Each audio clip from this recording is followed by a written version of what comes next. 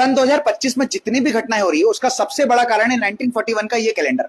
क्योंकि 1941 का कैलेंडर और 2025 का कैलेंडर एकदम सेम है।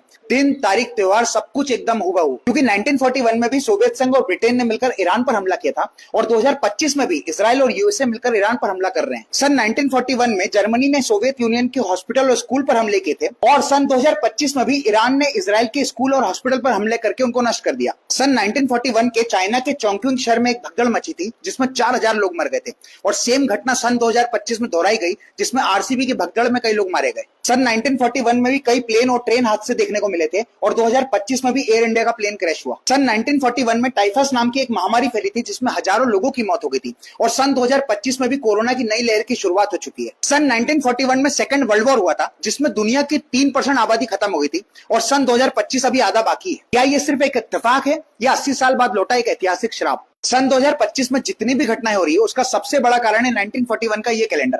क्योंकि 1941 का कैलेंडर और 2025 का कैलेंडर एकदम सेम है।